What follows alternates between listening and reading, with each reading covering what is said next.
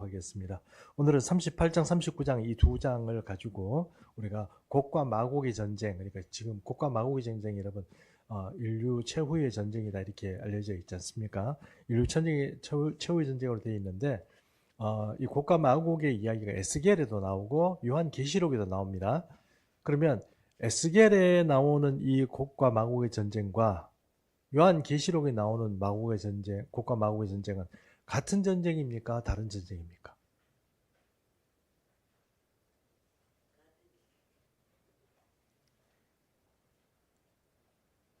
너무 어렵죠? 지금 뭐 공부도 안 했는데 벌써 답을 구해라고 얘기하는 것처럼 이렇게 해서 하는데 제가 나중에 요한계시록의 말씀도 한번 같이 읽어 드리겠습니다만 이 곡과 마곡의 전쟁은 지금 이란하고 이스라엘하고 이렇게 전쟁이 붙어서 지금 난리죠.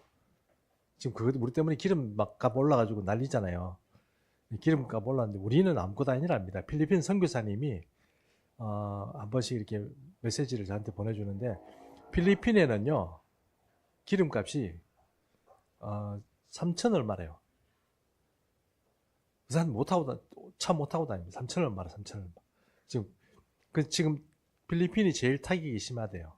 그 기름 때문에 타격이 심하고 우리는 비축유가 있잖아요. 그래서 조금씩 버틸 수 있는 그런 기름이 있고 또 우리는 여러분 기름은 안 나지만 우리가 기름이 많을 수밖에 없는 이유가 어떤 거냐면 우리가 중동에서 기름을 사오면 그 기름이 중질류입니다. 중질류. 질이 별로 안 좋아요. 질이 안 좋으면 어떻게 되냐면 그걸 가공을 해야 되거든요. 그 우리나라에 있는 그 울산에 석유화학 단지 같은 데 있죠. 그리고 여수에도 있고. 잘 모르시는구나. 울산에 여수에 그때 석유화학 단지가 있어요. 그 옛날에는 유공, 그죠? 그다음에 쌍용, 요즘은 SK죠, 그죠? SK 에너지 뭐 이런데 LG 화학 이런데 LG 화학의 전신이죠. 그 LG 석유 이런 데서 이렇게 했고, 근데 현대 석유 같은 경우는 옛날에 흥국정유라고 있었습니다. 너무 옛날 얘기인가요? 흥국정유가 있으면 그걸 이제 현대에서 인수하면서 뭐 오일뱅크 이래가지고 지금 그 사업을 하거든요. 어쨌든 그 사업들이 어떤 거냐면 질이 안 좋은 중동의 기름을 사와가지고 우리나라에서 나프타 분해 산업이라고 있어요. 한번 들어보신 것 같죠?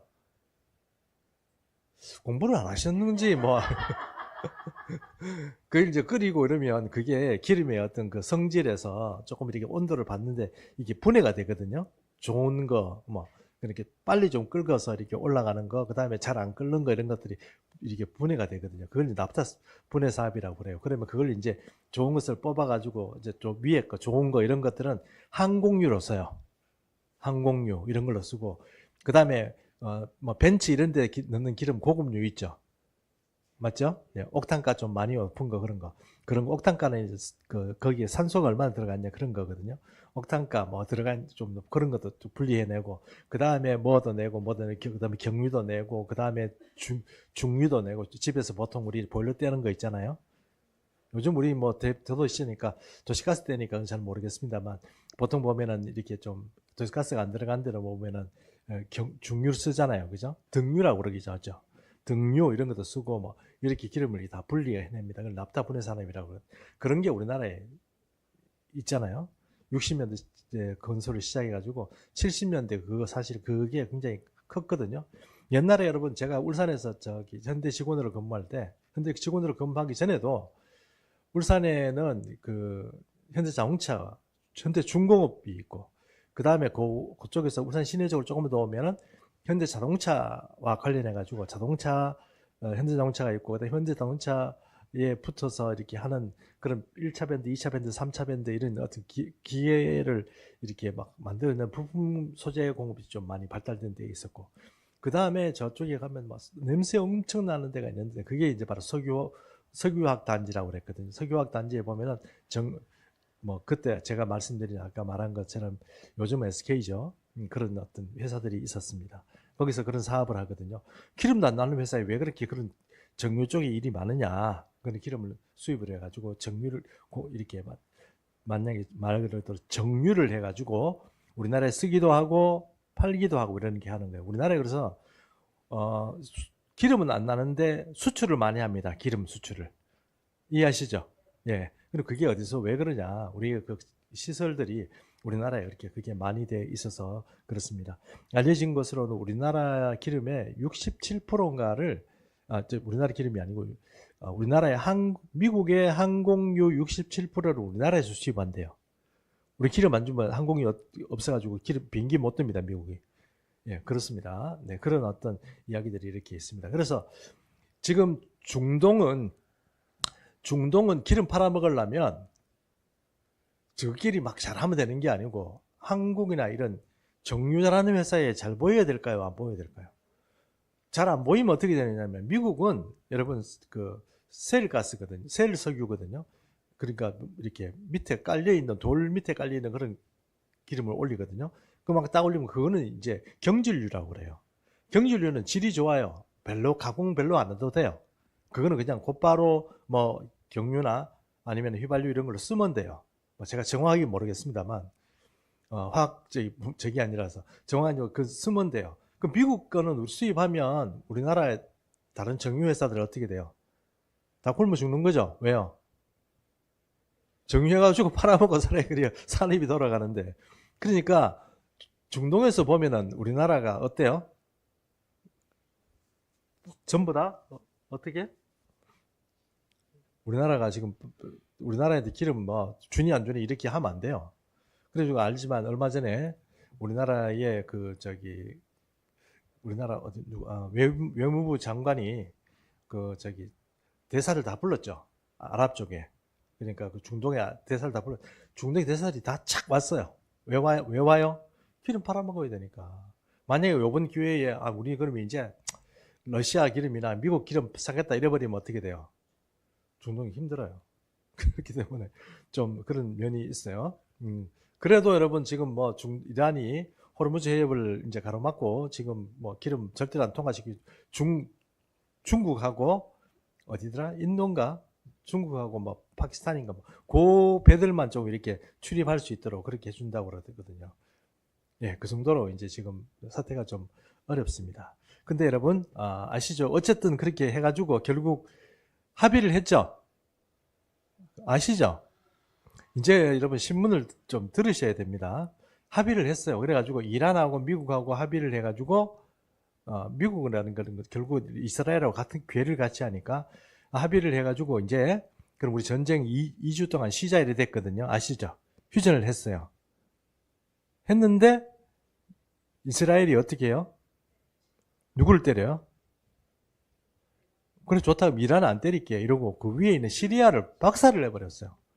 시리아 쪽을.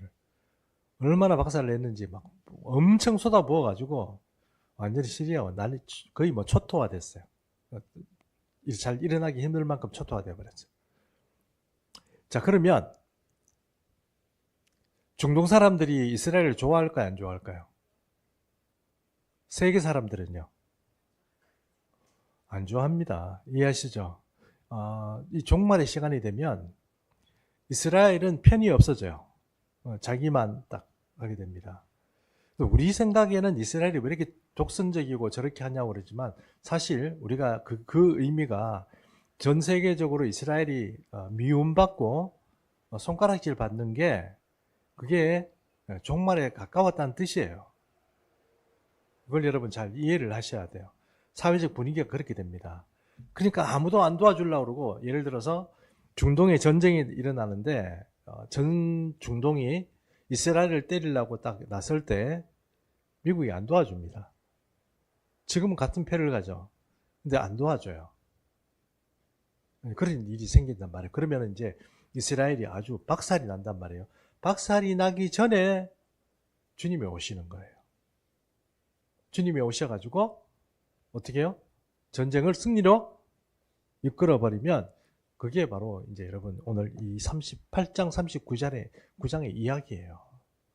그러므로 이 지금 중동에서 전쟁이 자꾸 일어나고 이런 게 그냥 뭐 우리나라에도 전쟁이 일어나고 대만도 지금 전쟁이 일어난다는데, 혹은 뭐 이스라엘 러시아와 우크라이나 전쟁하고 있는데 뭐 세계적인 추세지 그게 꼭 중동에 뭐 특별한 의미가 있냐? 특별한 의미가 있다는 걸 여러분 꼭 명심하고, 중동 사태는 여러분이 계속 이렇게 뭐 뉴스나 이런 것을 통해서 나올 때마다 잘 관찰을 하고 좀 이렇게 좀 이해를 잘 하셔야 됩니다. 아셨죠? 분명히 말씀드렸습니다. 네.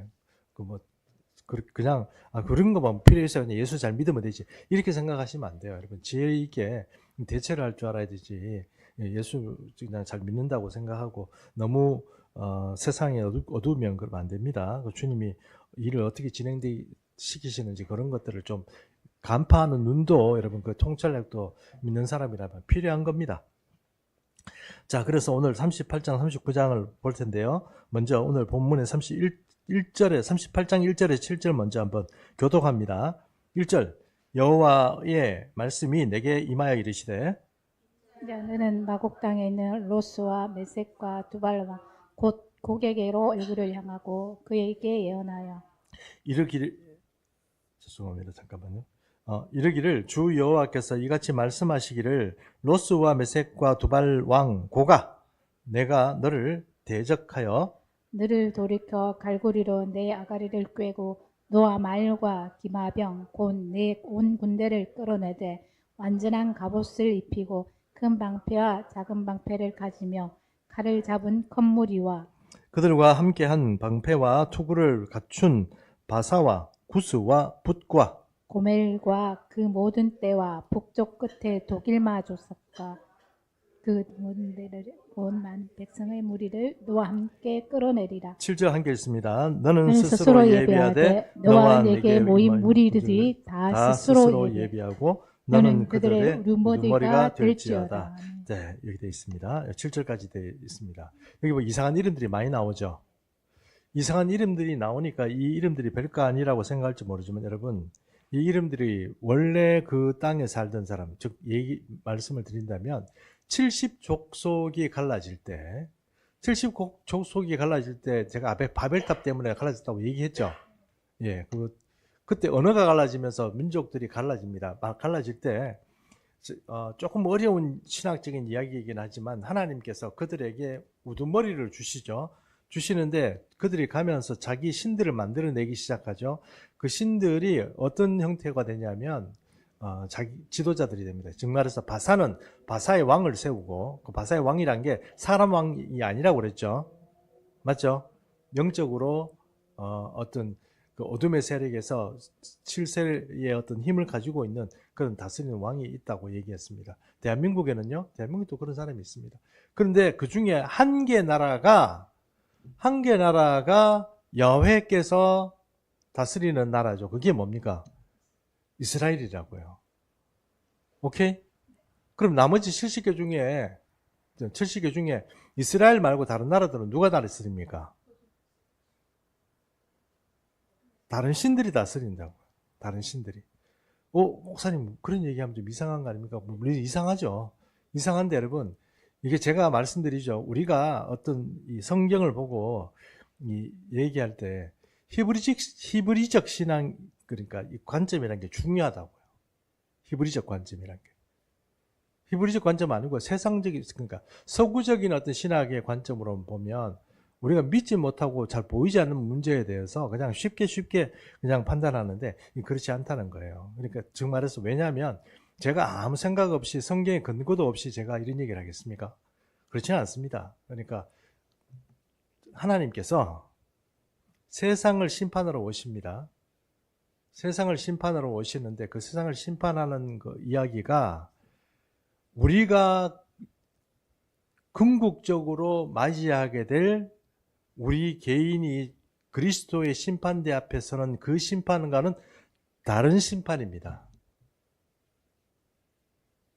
그러면 이때 궁극적으로 맞이하는 그 심판 전에, 천년왕국 전입니다.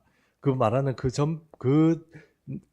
심판은 나라들을 심판하는 거예요. 나라들을 심판한다는 게 무슨 뜻입니까? 오늘 여기 나오잖아요. 이스라엘을 대적한 그 나라들을 중심으로 그 심판한다고요.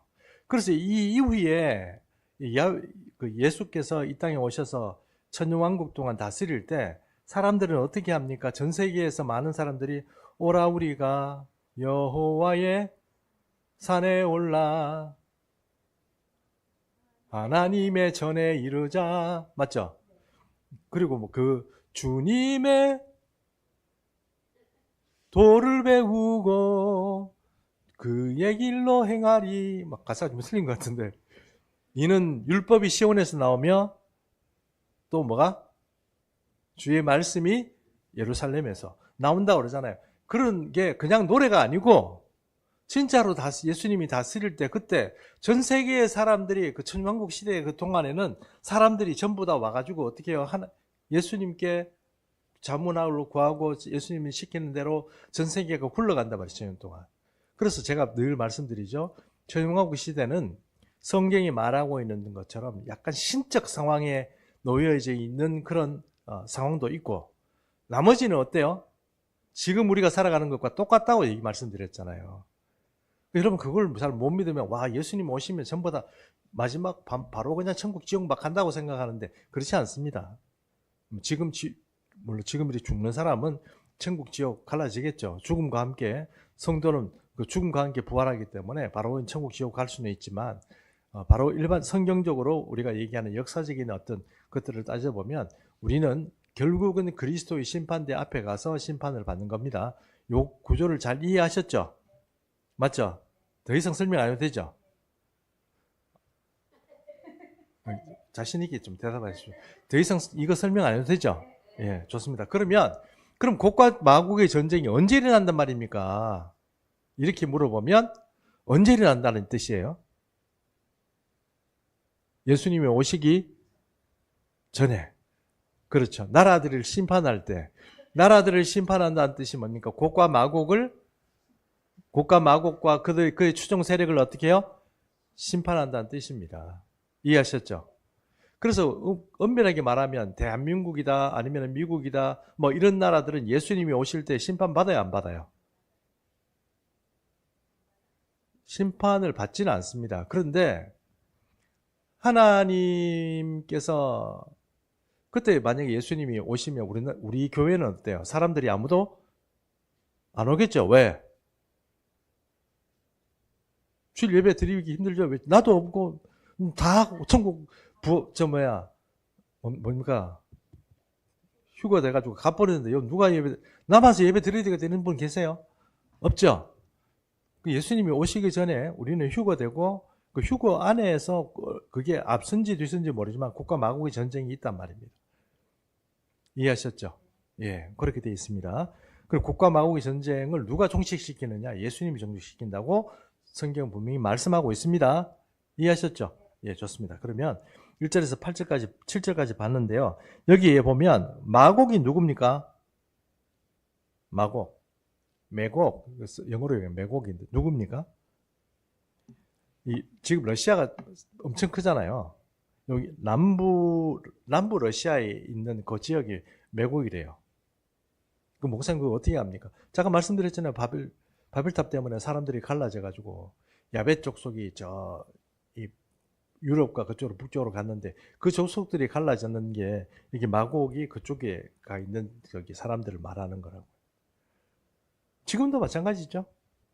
지금도 이스라엘의 가장 배후위에 서 있는 가장 배후위 앞에 뭐 이란 이런 나라들 말고 그 뭐 후티 반군 뭐 이런 거 말고 맨 뒤에 누가 서 있습니까? 러시아가 서 있잖아요. 그냥 소련이 망했을 때 끝날 줄 알았는데 안 끝나잖아요. 지금도 중동에 가장 강력한 무기를 공급하고 이렇게 하는 게 누구예요? 러시아입니다. 무기 받아가지고 누구한테 공격해요? 이스라엘을 공격하잖아요. 저끼리 잘 안 싸워요. 저끼리 싸우기도 하지만 사실은 궁극적으로 누구를 없애려고? 이스라엘을 없애려고 하잖아요. 그게 옛날에도 그랬는데 지금 이제 더 심각하게 그렇게 하는 거죠. 그 다음에 로스는 뭡니까? 로스는 여러분 우리나라 사람들도 알아요. 로스가 러시아라는 걸. 어떻게 하느냐면 우리나라 옛날 과거에 그 6.25 전쟁이 일어났을 때 러시아 사람들이 우리나라 쳐들어왔죠. 그 러시아 사람들을 부르는 이름이 뭐냐면 로스케예요. 로스케. 로스케라고 그래요. 그 케라는 말 자체가 우리는 영어로 중국어로 말하면 우리나라 말은 사람 이런 뜻이거든요. 그 로스케라는 뭡니까? 로스 사람이란 뜻, 러시아이라는 뜻입니다. 그래서 이 로스라는 게 러시아라는 뜻을 가지고 있는 거고요. 그래서 로스라는 사람이 보통 보면은 슬라브 민족이 슬로베니안 계통 그런 계통의 사람이라고. 그 하얀 사람 있잖아요. 하얀 사람들 그죠? 키 크고 하얀 사람들 그런 사람들을 주로 로스라고 보는 겁니다. 메색은요 터키 상부라는 말도 있고 또 이게 섞여 있으니까 그렇죠. 이제 그 지역 자체가 터키 상부라 말도 있고 모스크바라는 이름 자체가 이 메색에서 왔다고 얘기하는 사람도 있어요. 그러니까 모스크바 지역이니까 러시아의 중부고 유럽에 보면은 동부 그쪽에 있는 그런 어떤 지역에 있는 사람들 이렇게 보는 거죠. 그러니까 이게 전부 다 뭡니까? 마곡과 로스와 메색의 왕 누구? 두발 왕 누구? 두발은 터키입니다. 터키인데 터키 북부를 말하거든요. 터키 북부 그쪽에 있는 민족을 두발이라고 합니다. 그쪽에 있는 그러니까 메스와 로스 메색과 두발 왕 고가 이러죠. 그 고기 누구를 말하는 겁니까? 고기 왕이라는 뜻이거든요. 이해하시죠?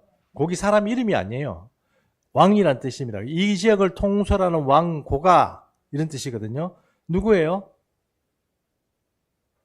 푸틴이죠, 뭐. 우리 지금 현재 상태로 보면 누구라고요? 푸틴과 같은 사람이란 뜻입니다. 이해하셨죠? 그런 사람입니다. 푸틴이 그렇다는 뜻이 아니고요. 푸틴이란 그런 어떤 역할을 하는 그러니까 왕이다 이런 뜻입니다. 러시아의 지금 전체적으로 다스리는 왕이다 이런 뜻입니다. 자, 4절, 5절, 6절 봅니다. 4절에 보면 너를 돌이켜 갈고리로 내 아가리를 깨어서 끌고 온다 이랬거든요. 이 말은 어떤 거냐면 자기는 전쟁 안 하고 싶어요. 지금 러시아도 여러분 우크라이나 침범하고 나서 어때요? 죽을 지경이죠. 왜요? 경제가 파탄을 이르렀어요. 물론 이제 그 러시아는 이 전쟁이 나야 계속 이렇게 군비 산업을 돌려요.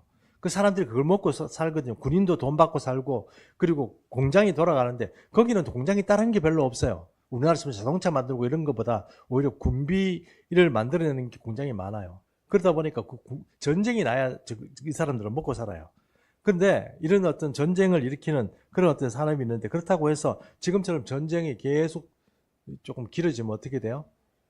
뭐 또 힘들죠. 뭐 계속 뭐 만들어내 가지고 할 수는 없잖아요. 그래서 이렇게 지금 어려운데 이 사람이 전쟁을 하고 싶지 않지만 끌려오는 거죠. 자기가 개입되지 않으면 안 되도록 끌려오는 거예요. 그래 러시아는 결국은 이 곡과 마곡의 전쟁을 펼치게 되면 자기가 스스로 막 나섰다기보다는 어떤 의미예요? 자기가 개입하지 않으면 안 되도록 환경이 만들어져서 할 수 없이 들어온다는 뜻이에요. 그게 여기 오늘 나오는 말씀처럼 4절 말씀이다 이런 뜻입니다. 근데 함께 하는 자들이 있습니다. 바사 나오죠. 바사는 누굽니까? 페르시아라고 그랬잖아요. 그죠? 그냥 바사란 말은 없어도 돼요. 사실은 이게 중국말이거든요.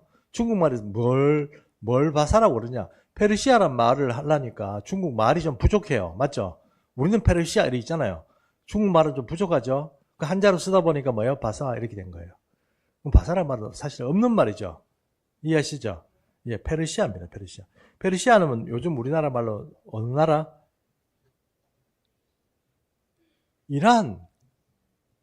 이란이잖아요. 이란. 맞죠? 이란의 전통적인 배우는 누가 있어요? 러시아가 있습니다. 맞죠? 예, 러시아한테 뭘 다 배웁니다. 예, 그래가지고 러시아 무기도 많고요. 그 다음에 바사가 동참합니다. 구스도 동참해요. 구스는요 에티오피아라고 일반적으로 알려져 있지만 사실 이 에티오피아의 구스라는 뜻은 이 사람은 북수단 사람을 말해요. 그리고 옛날에 에티오피아가요 이 사우디아라비아에 있는 그 만 있죠. 사우디아라비아에 있는 그 땅이 있는 땅이 있잖아요. 그거하고 이 구스 땅하고 이렇게 붙어 있었어요. 붙어 있었다고 얘기를 하는 분들이 많아요. 그래가지고 여기 에티오피아 사람들이 이쪽에도 살지만 이쪽에도 넘어간 거예요. 그 넘어간 사람이 누구냐? 지금 소말리아 사람들. 그 소말리아 사람들인데 소말리아 사람들이 지금 제일 문제 일으키는 게 뭐예요?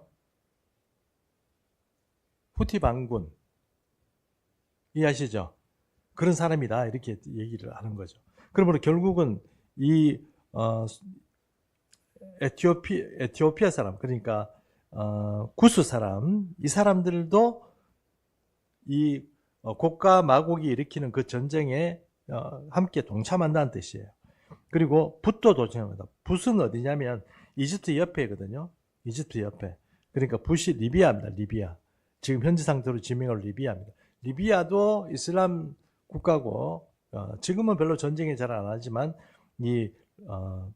참여할 거다. 그 다음에 고멜은 북쪽과 중앙 터키입니다. 터키. 그 다음에 도갈마도 이건 뭐 영락 없이 서쪽에 있는 터키거든요. 그러니까 지금 소아시아 지역에 있는 터키를 도갈마라고 그래요. 그러니까 여기 터키도 엄청 크거든요. 맞죠? 터키도 엄청 크거든요. 그래가지고 터키도 이 사람 이렇게 저렇게 지역을 따라가서 족속이 좀 틀립니다. 도갈마, 그 다음에 고멜, 뭐 이렇게 쭉쭉쭉 이렇게 갈라졌는데 이 것들이 다 이렇게 포함되어 있어 전쟁을 일으키게 됩니다. 그래서 이 우두머리가 누가 해라고 지금 7절에 말합니까?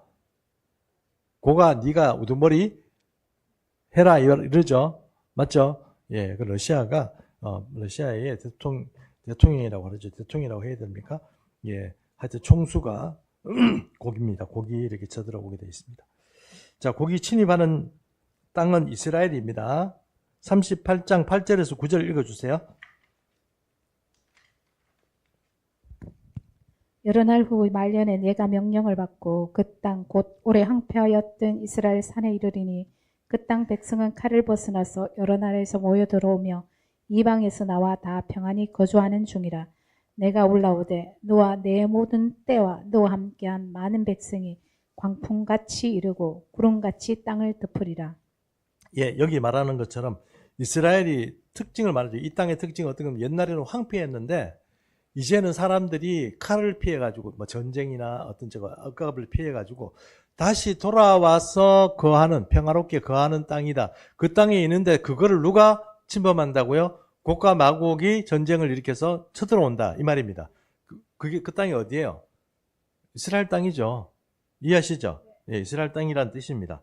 자, 그 다음 넘어가서 38장 13절에서 13절 한번 읽어보시죠. 스바와 드단과 다시스의 상인과 그 부자들이 내게 이르기를 내가 탈취하러 왔느냐 내가 내 무리를 모아 노력하고자 하느냐 은과 금을 빼앗으며 짐승과 재물을 빼앗으며 물건을 크게 약탈하여 가고자 하느냐 하리라. 예, 여기 지금 보면 스바와 드단과 뭐예요? 다시스의 부자들이 나오죠. 맞죠? 이게 뭡니까? 스바는 어디고 시바의 여왕 이렇게 나오죠. 스바라는 것은 어디냐 하면은 아라비아 반도 남서쪽에 있는 예멘 일대를 말한답니다. 그쪽 지역에 있는 그런 나라들. 그리고 드단은 북서 아라비아 홍해 연안에 있는 지역들. 그리고 또 다시스 부자라는 거지. 지중해 쪽에 있는, 그러니까 스페인 그 끝에 있는 스페인 쪽 이렇게 위쪽에 붙어 있는 유럽 쪽에 있는 나라들, 이 나라들이 다시스의 부자들이라고 나오는 거예요. 그러니까 이 아까 말한 것처럼 곡과 마곡이 쳐들어왔을 때 이거를 왜 쳐들어왔어 이렇게 하고 막 반대하는 사람들이 누구라고요? 여기 나오는 것처럼 스바, 또 드단, 다시스의 부자들, 이런 나라들이 어떻게 해요? 이스라엘 침입해 오는 걸 반대한다고. 이해하셨죠? 맞죠? 예. 지금 이렇게 가만히 보면 이게 비슷해요. 뭐냐면, 자, 보십시오. 지금 차리고. 물론 내가 몇 번 얘기했기 때문에 저 얘기 또 하네 이렇게 생각할 수도 있지만 그래도 한번 들어보십시오. 왜냐하면 제가 생각에 여러분들이 내 말을 안 믿기 때문에 그래요. 안 믿기 때문에 다시 한번 설명합니다. 그 지금 이란 전쟁하고 러시아를 전쟁하는 것처럼 거기에 같이 계열에 있는 나라들은 이스라엘하고 원수가 됩니다. 그런데 이걸 원수가 되고 나중에 러시아가 사람들을 터키가 지금 이스라엘하고 바로 싸우진 않잖아요. 왜냐하면 시리아가 중간에 끼어 있기 때문에 그래요. 근데 같이 붙어 있으면 터키는 바로 이스라엘 침범합니다. 그런데 나중에는 대군을 끌고 러시아부터 시작해서 쳐들어오게 되면 그거를 반대하는 것들은 누구냐 하면은 지금 사우디아라비아하고 이집트 이쪽에 있는 나라들이라고요. 이해하시죠? 왜 그런 나라들이 반대합니까? 동맹을 맺는다고요. 동맹을. 어떤 동맹을 맺습니까? 지금 사우디아라비아 같은 경우 여러분 잘 들으세요.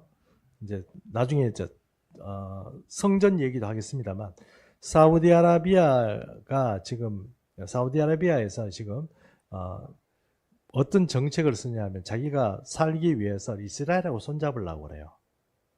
그 사우디아라비아가 왜 이란이 자꾸 미사일 쏘고 그런지 아시죠? 수니파하고 시아파 사이에 어떤 그런 문제도 있지만 사실은 이스라엘하고 자꾸 유화 정책을 쓰는 나라들을 지금 공격하는 거예요. 미국하고 같이 잘 친하게 지내려고 하는 그런 나라들을 공격하는 거예요. 이란이. 그러니까 결국은 어떤 일이 벌어져요? 왜 침범하느냐 하고 침범해 오는 국가 마국을 뭐라고 하는 조속들이 누구라고 지금 이름이 나오는 거죠. 이해하셨죠?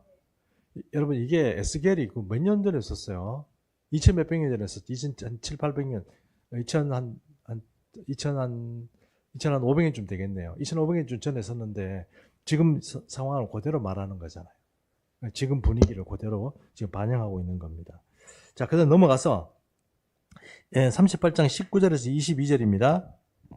내가 질투와 맹렬한 노여움으로 말하였거니와 그날에 큰 지진이 이스라엘 땅에 일어나서 바다의 고기들과 공중의 새들과 들의 짐승들과 땅에 기는 모든 벌레와 지면에 있는 모든 사람이 내 앞에서 뜰 것이며 모든 산이 무너지며 절벽이 떨어지며 모든 성벽이 땅에 무너지리라.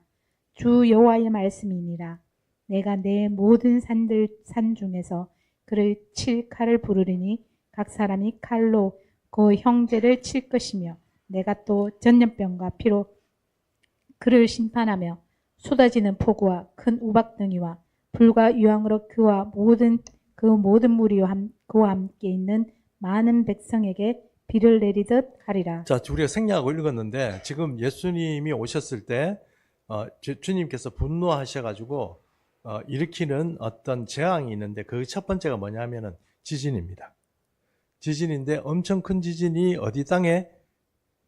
이스라엘 땅에 일어나는데 이스라엘 사람들 죽으라고 하는 게 아니고 뭐예요? 그 이스라엘을 침범해 온 사람들을 죽으라고 하는 거예요. 맞죠? 그리고 큰 비가 내리고 전염병도 걸리고 우박도 막 내려가지고 머리 깨지고 막 탱크 고장나고 막 그런 일이 벌어진다.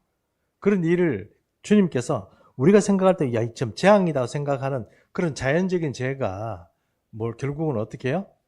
그 사람들을 무찌른다 이 말입니다. 이스라엘이 무기 가지고 무찌르는 게 아니고 이해하셨죠?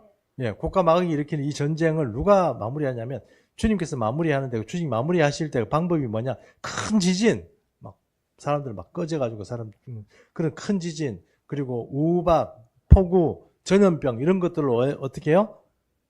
친다 이 말입니다. 국가 마국과 함께한 사람들을 이해하시죠? 그걸로 끝나는 게 아닙니다. 또 보면 자 39장입니다. 이제 39장을 넘어와 버렸어요. 39장 4절에서 5절 너와 내 모든 무리와 너와 함께 있는 백성이 다 이스라엘 산 위에 엎드러지리라.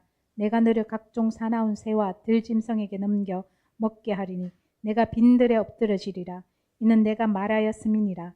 주 여호와의 말씀이니라. 여기 보니까 이제 모든 무리가 산 이런 데서 죽어버린다 이 말입니다. 완전히 대패하는 거예요. 큰 무리를 가지고 이스라엘을 없애겠다 이번 기회에 이렇게 생각하고 덤벼는데 완전히 대패하는 겁니다. 그 얘기가 있는데 이스라엘 산 중에 다 엎어진다 이런 얘기를 하고 있습니다.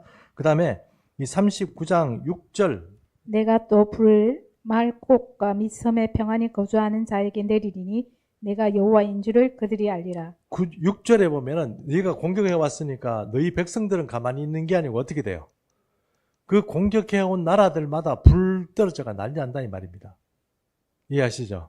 예, 불 떨어지는 불은 어떤 거 떨어질까요? 어떻게 떨어질까요? 주로 화산이 떨어지거나 화산이 폭발하거나 아니면은 뭐 여러 가지 형태로 그렇게 불 떨어지고 혹은 뭐 가스나 뭐 이런 것들 통해 가지고 그렇게 불의 재앙이 내리는 겁니다. 자, 8절. 주 여호와의 말씀이니라. 볼지어다 그날이 와서 이루어지리니 내가 말한 그날이 이날이라.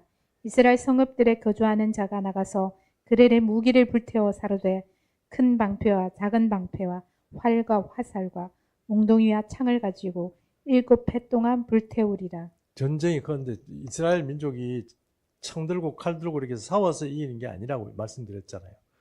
그래서 시체가 널브러져 있으니까 그 시체를 치우는데 얼마나 걸려요? 7달 걸린다고요. 7회나, 7년이네요. 제가 잘못 읽었습니다. 7년 동안 치운다. 전쟁, 잔해 치우고, 시체 치우고, 이렇게 하는데, 7년이나 걸린다는 거예요. 그 얼마나 엄청난 인구가 쳐들어왔냐는 겁니다. 지금 우리 사이에 잔병이 지금 돌아가고 다니고 있습니다. 지금 차리시고. 자, 그러면 11절부터 좀 읽어주십시오. 그날에 내가 고굴 위하여 이스라엘 땅 곧 바다 동쪽 사람이 통행하는 골짜기를 매장지로 주리니 통행하던 길이 막힐 것이라. 사람이 거기에 곡과 그 모든 무리를 매장하고 그 이름을 하몬곡의 골짜기라 일컬으리니 이스라엘 족속이 7달 동안에 그들을 매장하여 그 땅을 정결하게 할 것이라. 7달 동안 자기 땅을 청소를 해가지고 그걸 다 모아가지고 시체나 이런 것들을 모아가지고 하몬곡의 골짜기라는 곳에 그 시체를 어떻게 해요? 전부 다 거기다가 매장한다 이렇게 되어 있습니다. 그렇게 매장한다. 그러니까 뭐 지금 그 매장지까지 나와 있는 거죠. 사람들이 시체가 너무 많으니까 이 주변에 시체를 처리를 못 하는 거예요. 그래서 그걸 전부 다 그냥 한쪽에 다 모아가지고 사람 거기서 이제 매장한다 이렇게 되어 있습니다. 얼마나 많은지. 그 다음에 이렇게 지금 사람 심판하는 얘기만 했었는데 이 하나님께서 회복의 이야기입니다. 39장 25절부터 쭉 읽어주십시오. 29절까지. 그러므로 주 여호와께서 이같이 말씀하셨느니라. 내가 이제 내 거룩한 이름을 위하여 열심을 내어 야곱의 사로잡힌 자를 돌아오게 하며 이스라엘 온 족속에 사랑을 베풀지라. 그들이 그 땅에 평안히 거주하고 두렵게 할 자가 없게 될 때에 부끄러움을 품고 내게 범한 죄를 뉘우치리니 내가 그들을 만민 중에서 돌아오게 하고 적국 중에서 모아 내어 많은 민족이 보는 데에서 그들로 말미암아 나의 거룩함을 나타낼 때라. 전에는 내가 그들이 사로잡혀 여러 나라에 이르게 하였거니와 후에는 내가 그들을 모아 고국 땅으로 돌아오게 하고 그 한 사람도 이방에 남기지 아니하리니 그들이 내가 여호와 자기들의 하나님인 줄을 알리라. 내가 다시는 내 얼굴을 그들에게 가리지 아니하리니 이는 내가 내 영을 이스라엘 족속에게 쏟았습니다. 주 여호와의 말씀이니라. 자, 하나님께서 자기 영을 이스라엘에게 쏜다는 얘기만 있고 어떤 그 영이라는 게 뭐 어떤 얘기입니까? 성령을 말하는 거죠. 성령을 통해서 자기가 더 이상 내가라는 게 여기서 예수님을 말하는 거거든요. 내가 그들에게 내가 메시아고 내가 구세주라는 것을 가리지 않겠다. 그 얘기는 뭡니까? 다 제대로 알리겠다 이런 뜻입니다. 오케이? 지금은 이스라엘 사회에 있는 유대인들이 어떻습니까? 예수님을 인정하지 않는 분위기죠. 않는 분위기입니다. 그 기독교 자체, 예수님을 믿는 그 종교 자체를 사람들이 그렇게 좀 터부시합니다. 그런데 지금 보면은 이제 그 사람들이 이제 앞에 가려져 있던 것들이 이제 벗겨지고, 진짜 그분이 메시아였구나 하는 것을 인정하고 따라가게 되는, 그리고 또 성령의 은혜를 받아서 또 뭐 구원의 어떤 일들이 벌어지는 일이 벌어진다 하는 겁니다. 그게 바로 곡과 마곡의 전쟁 이후에 벌어지는 일입니다.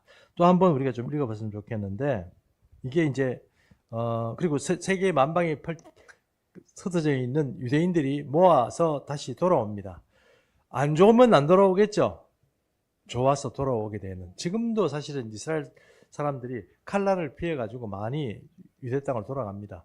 그 만약에 영국에 있는 사람들도 많이 돌아가고 그다음에 러시아에 있는 사람, 우크라이나에 있는 사람들 다 돌아가는데 미국 사람들 아직 안 돌아가요. 근데 미국에 있는 사람들도 곧 돌아가겠죠. 왜냐하면 미국도 살기가 힘들어집니다. 그러면 거기서 못 삽니다.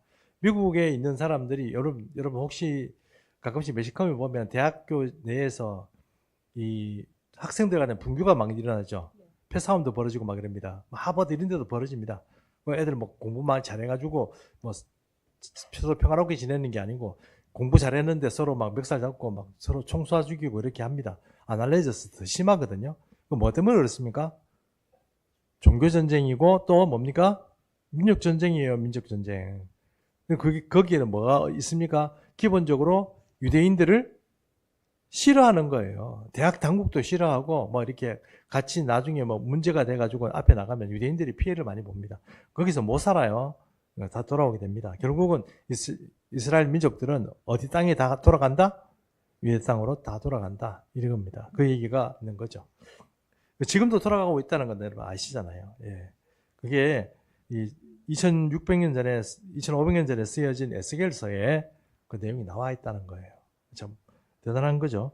자, 그 다음에 이제 요한계시록 한번 봅니다. 요한계시록 20장 7절에서 10절입니다. 요한계시록 20장 7절에서 10절. 천년이 참에 사탄이 그 옥에서 놓여 나와서 땅의 사방 백성 곧 곡과 마곡을 미혹하고 모아 사움을 붙이리니 그 수가 바다의 모래 같으리니 그들이 지면에 널리 퍼져 성도들의 진과 사랑하시는 성을 두르매 하늘에서 불이 내려와 그들을 태워버리고 또 그들을 미혹하는 마귀가 불과 유황못에 던져지니 거기는 그 짐승과 거짓 선지자도 있어 세세토록 밤낮 괴로움을 받으리라. 자, 이제 방금 읽은 계시록 20장에 곡과 마곡의 전쟁이 또 있다고 얘기를 합니다. 그러면 에스겔서에 나와 있는 곡과 마곡의 전쟁과 요한계시록에 나와 있는 20장에 나와 있는 이 곡과 마곡의 전쟁은 같은 전쟁일까요? 다른 전쟁일까요?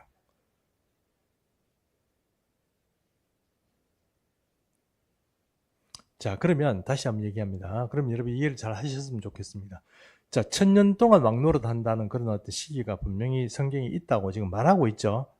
1000년 동안 돼 있죠. 그러면 곡과 마곡의 전쟁이 있으면 곡과 마곡의 전쟁 후에 곡이란 나라가 없어질까요? 곡이 다스리는 나라가 없어질까요? 아니면 그래도 생존할까요? 생존하겠죠.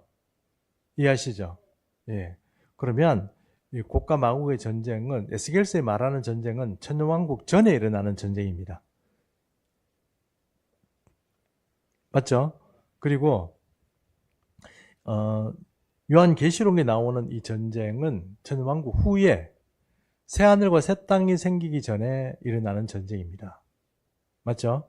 그래서 여기에 나와 있는 것은 사단이 풀려나가지고 막 곡을 막 꼬셔가지고 이렇게 막 이스라엘을 침범하게 되는 것은 지금 또 다른 얘기입니다.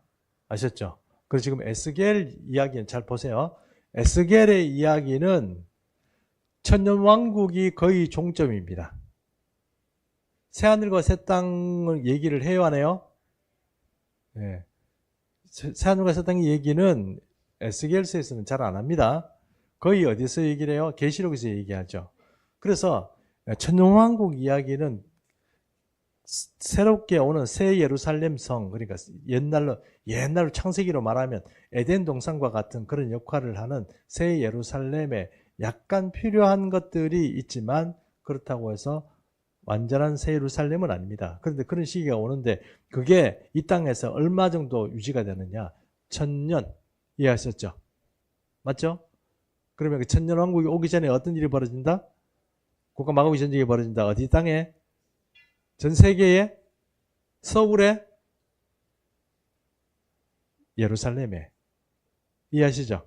예, 그런 전쟁이 벌어지고 지금 뭐 우리나라 온갖 여기서 저기서 전쟁이 벌어지지만 그거는 예수님이 말한 것은 마태복음 24장 25장에 걸쳐서 말씀하고 있는 것처럼 처처에 뭐 분쟁과 전쟁과 뭐 기근과 이런 것들이 있을 수밖에 없는 그게 끝이 가까웠다는 뜻이지 끝은 아직 아니란 뜻입니다. 오케이? 예, 좀 전부 다 이해하셨으리라고 생각합니다. 오늘 여기까지 하겠습니다. 예, 수고하셨습니다, 여러분. 자,